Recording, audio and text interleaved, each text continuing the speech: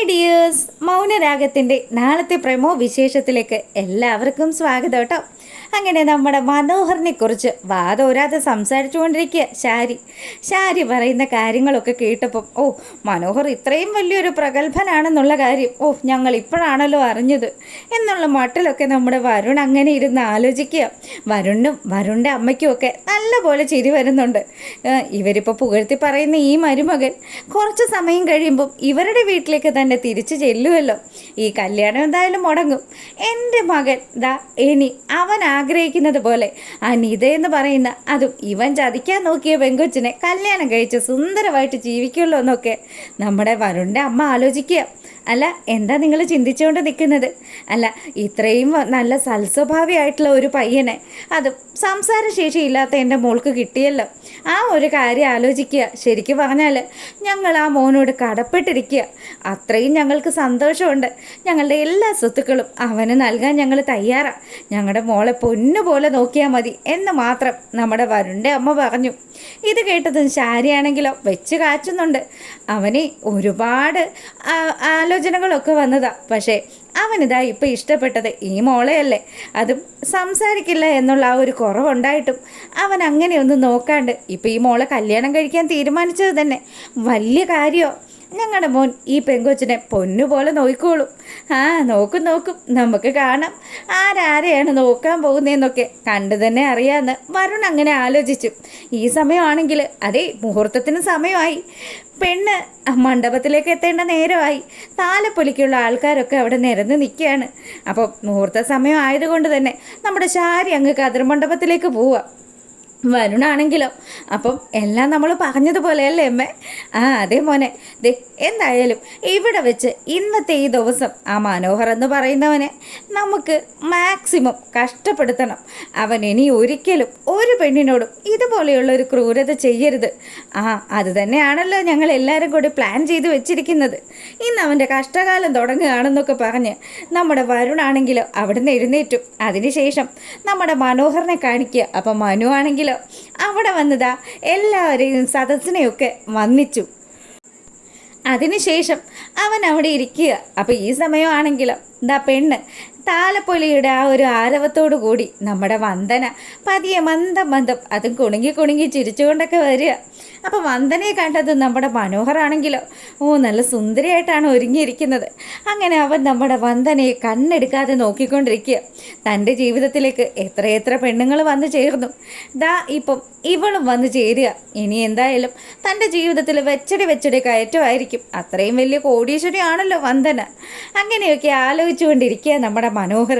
കതിർമണ്ഡപത്തിലെത്തിയ പെങ്കൊച്ചാണെങ്കിലോ അവിടെ എല്ലാവരെയും വന്ദിച്ചതിന് ശേഷം അവളും ആ ഒരു മണ്ഡപത്തിൽ നമ്മുടെ മനോഹറിനോടൊപ്പം തന്നെ അങ്ങ് ഇരുന്നു. ഈ സമയമാണെങ്കിൽ ഇനിയിപ്പോൾ അധികം സമയമില്ല, കാര്യങ്ങളൊക്കെ മുറ പോലെ നടക്കട്ടെ എന്ന് പറഞ്ഞ് തിരുമേനി താലി കെട്ടാനുള്ള കാര്യങ്ങളൊക്കെ പറഞ്ഞതും മനോഹർ ആ താലി എടുത്തുയർത്തി എല്ലാവരെയും കാണിച്ചുകൊണ്ട് നിൽക്കുമ്പോൾ നമ്മുടെ ശാരി ആലോചിക്കുക. ഇന്നത്തോടു കൂടി ഈ മഹാഭാവി എൻ്റെ മോളുടെ ജീവിതത്തിൽ നിന്ന് പോവുമല്ലോ. എനിക്ക് സമാധാനമായി. ഇവനെപ്പോലെയുള്ള ഒരുത്തനെ ഈ എൻ്റെ വീട്ടിൽ നിന്ന് എൻ്റെ കുടുംബത്തിൽ നിന്ന് ഒഴിപ്പിക്കാൻ വേണ്ടിയിട്ട് എന്തൊക്കെ കാര്യങ്ങളാണ് ഞാൻ ചെയ്തത്. ഇപ്പോൾ കണ്ടില്ലേ, ആ പെരുങ്കള്ളൻ്റെ ആൻറ്റി ആയിട്ട് വരെ ഞാൻ അഭിനയിക്കേണ്ടി വന്നു. ഇനി എന്തായാലും ഇന്ന് ഈ ഒരു ദിവസം, അത് കുറച്ച് സമയം മാത്രം ഇവനെ സഹിച്ചാൽ മതിയല്ലോ എന്നൊക്കെ ആലോചിച്ച് അവൾ സമാധാനപ്പെടുക. അപ്പോഴാണ് ആ ഒരു കാഴ്ച ശരിക്കും നമ്മുടെ മനോഹരങ്ങ് ഞെട്ടി. നമ്മുടെ കല്യാണിയും അതുപോലെ ജുബാനയും അങ്ങോട്ടേക്ക് നിഷയും ചേർന്ന് നടന്നു വരുന്ന കാഴ്ച. ഇത് കണ്ടതും ശരിക്കും നമ്മുടെ ഇവനാണെങ്കിലോ മനോഹറാണെങ്കിൽ ഞെട്ടിയിരിക്കുക. ദൈവമേ, ഇത് ഇവളുമാരെല്ലാവരും കൂടി ഒത്തൊരുമിച്ചാണല്ലോ വന്നിരിക്കുന്നത്. ഇനി എൻ്റെ കല്യാണം എങ്ങാനും കലക്കാനുള്ള വരവാണോ? അങ്ങനെ ആലോചിച്ച് ടെൻഷൻ അടിച്ചിരിക്കുമ്പോഴാണ് തിരുമേനി പറയുന്നത്, അതേ താലി കെട്ടാനുള്ള സമയമായി, എന്നാൽ പിന്നെ ആ പരിപാടി അങ്ങ് ചെയ്തോളൂ. അങ്ങനെ നമ്മുടെ മനോഹർ ആ താലിയെടുത്ത് നമ്മുടെ വന്ദനയുടെ കഴുത്തിൽ കെട്ടാൻ തുടങ്ങുന്ന സമയം അവിടെ ആ തട്ടിനകത്ത് വെച്ചിരുന്ന കുങ്കുമം ഉൾപ്പെടെയുള്ള സംഭവങ്ങളൊക്കെ എടുത്ത് നമ്മുടെ വന്ദനക്കുട്ടി മനോഹറിൻ്റെ തലമണ്ടയ്ക്ക് വെച്ചങ്ങ് എറിയുക. ഇവക്കിതെന്ത് പറ്റി? ഭ്രാന്തായോ? ദൈവമേ, എന്തൊക്കെയാ മോളു ഈ കാണിക്കുന്നതെന്ന് ചോദിച്ച് മനോഹർ അവിടെ കിടന്ന് പരക്കം പായാൻ തുടങ്ങിയതും കല്യാണി അങ്ങോട്ട് വന്നു. എടാ, നീ എന്താ കരുതിയിരുന്നത്? ഇന്ന് നിനക്ക് ഞങ്ങൾ പെൺപിള്ളേരെല്ലാവരും കൂടി തരുന്ന ഏറ്റവും വലിയ ശിക്ഷ നടപ്പാക്കുന്ന ദിവസമാണ്. നീ എന്താ മനസ്സിലാക്കിയത്? നീ മനസ്സിലാക്കിയത് ഈ ഇരിക്കുന്ന വന്ദന അവൾ ആരാണെന്ന് നിനക്കറിയാവോ? നീ മനസ്സിലാക്കിയതിന് അപ്പുറമാടാ അവളെന്ന് പറഞ്ഞു. അത് കേട്ടതും നമ്മുടെ മനോഹറൊന്ന് വന്ദനയെ നോക്കി. അതേടാ, ഇന്നേ എൻ്റെ വിവാഹം നടക്കാൻ പോകുന്നത്. വന്ദന വർത്തമാനം പറയുന്നു. ഇതെന്താ ഈ സംഭവിക്കുന്നത്? അതും ആണുങ്ങളുടെ ശബ്ദത്തിൽ. എടാ, ഞാൻ വന്ദനയൊന്നും അല്ല, ഞാനേ വരുണാണ്. ഇങ്ങ് നോക്കടാ, നീ ചതിച്ച നിതയുണ്ടല്ലോ, അവൾ ഇന്ന് എൻ്റെ ഭാര്യയായിട്ട് ഇവിടെ വെച്ച് ഞാനിന്ന് അവളുടെ കഴുത്തിൽ താലി കെട്ടും. അങ്ങനെ അവിടെ വെച്ച് തന്നെ നമ്മുടെ മനോഹറിന് മുന്നിൽ വെച്ച് വരുൺ അവൻ്റെ മുഖത്തെ ആ ഒരു ചായങ്ങളൊക്കെ മായ്ച്ച് അവൻ ആ ഒരു ഒരാണിൻ്റെ സെറ്റപ്പിൽ അങ്ങനെ അവിടെ നിൽക്കുക. അപ്പോൾ നമ്മുടെ കല്യാണി പറഞ്ഞു, അതെ, ഇന്നത്തെ ദിവസം നിനക്ക് വേണ്ടി ഞങ്ങൾ കരുതി വെച്ചിരുന്ന ദിവസമാണ്. നിന്നെ പോലെയുള്ളൊരു പെരിച്ചാഴിയെ എങ്ങനെ ശരിപ്പെടുത്തണമെന്നൊക്കെ ഞങ്ങൾ ഒരുപാടിരുന്ന് ആലോചിച്ച് തല പുകഞ്ഞ് കണ്ടുപിടിച്ചതാണ്. എന്തായാലും നിനക്കിപ്പോൾ സന്തോഷമായി കാണുമല്ലോ. ഇവിടുത്തെ ഈ അലങ്കോലവും കാര്യങ്ങളും ഒക്കെ കാണുമ്പോൾ നമ്മുടെ ശാരിയാണെങ്കിലോ നിന്ന് കരയാൻ തുടങ്ങി. ഭഗവാനെ, ഇനി ഇവൻ ഈ കല്യാണം എങ്ങാനും മുടങ്ങിയ വീണ്ടും എൻ്റെ സരയുടെ ജീവിതത്തിലേക്ക് ഇടിച്ചു കയറുമെന്നാണ് പറഞ്ഞിരിക്കുന്നത്. അങ്ങനെയാണ് പിന്നെ തീർന്നു. താൻ ഇനി എന്ത് ചെയ്യും? എങ്ങനെയെങ്കിലും ഈ മഹാഭാവിയുടെ കല്യാണം നടന്നുപോയി എൻ്റെ മോളുടെ തലേന്ന് ഒഴിവാകുമെന്ന് വിചാരിച്ചതാ. പക്ഷെ അതും നടന്നില്ലല്ലോ. അങ്ങനെ ശാരി വലിയ വിഷമത്തിൽ നിൽക്കുമ്പം നമ്മുടെ കല്യാണിയും അതുപോലെ ജുബാനയും ബാക്കി ടീംസും ഒക്കെ കൂടി വന്ന് ആ കതിർ മണ്ഡപത്തിന് ചുറ്റും അങ്ങ് നിൽക്കാൻ തുടങ്ങി. എന്നിട്ടോ കയ്യിൽ കിട്ടിയ സാധനങ്ങളൊക്കെ വെച്ച് ഇവൻ്റെ തലമണ്ട നോക്കി അടിക്കാൻ തുടങ്ങി. അപ്പോൾ വരുണും അതുപോലെ തിരിച്ചും അങ്ങ് ഉപദ്രവിക്കാൻ തുടങ്ങിയതും നമ്മുടെ മനോഹറിന് നിൽക്കക്കള്ളിയില്ല. മനോഹറിനോടൊപ്പം അവൻ്റെ സ്വന്തക്കാരായിട്ട് വേഷം കെട്ടി വന്ന ആൾക്കാരൊക്കെ ആണെങ്കിലോ അവരൊക്കെ കണ്ടം വഴി ഓടുക. ഇനി എന്ത് ചെയ്യും? ശരിക്കും ഈ വിഷ്വൽസ് മുഴുവനും ലൈവായി കണ്ടുകൊണ്ടിരിക്കുക നമ്മുടെ കിരണിനാണെങ്കിൽ ചിരി അടക്കാൻ പറ്റുന്നില്ല.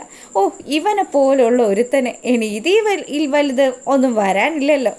അവൻ്റെ പൂർവ്വകാമുകിമാരും ഭാര്യയായിരുന്നവരും ഇപ്പം അവനാൽ ചതിക്കപ്പെടാൻ പോയിരുന്നവരും ഉൾപ്പെടെ എല്ലാവരും കൂടി ചേർന്ന് മനോഹറിനെ ഇതുപോലെ വെള്ള പൊതപ്പിക്കുമെന്ന് ശരിക്കും പറഞ്ഞാൽ ആരും തന്നെ മനസ്സിലാക്കുന്നുമില്ല.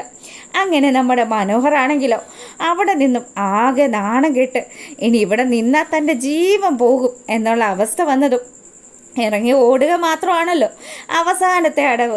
അങ്ങനെ അവൻ അവിടെ നിന്ന് രക്ഷപ്പെടാൻ തുടങ്ങുക. അപ്പോഴാണെങ്കിൽ ശാരിയുടെ അടുത്ത് ചെന്നിട്ട് നമ്മുടെ വരുണിൻ്റെ അമ്മ പറഞ്ഞു, നിങ്ങൾക്ക് നാണമുണ്ടോ പെണ്ണുമ്പിള്ളേ? ഇത്രയൊക്കെ ആയിട്ടും നിങ്ങളതേ ഇവനെപ്പോലെയുള്ള ഒരുത്തന് വേണ്ടിയിട്ട് നിങ്ങൾ വീണ്ടും തെറ്റ് ചെയ്യാൻ വന്നു.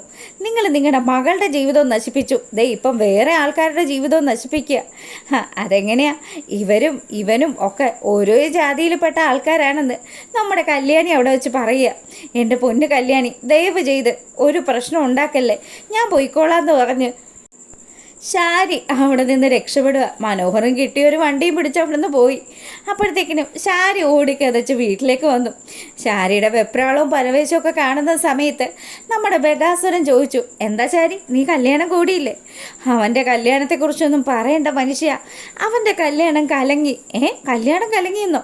ഇവിടുന്ന് കാവടി തുള്ളിപ്പോയവനാണല്ലോ. എന്താ പിന്നെ പറ്റിയത്? ഒന്നും പറയണ്ട, ഇതൊക്കെ ആ കല്യാണിയുടെ പ്ലാനിങ് ആയിരുന്നു. കല്യാണിയുടെ പ്ലാനിങ്ങോ?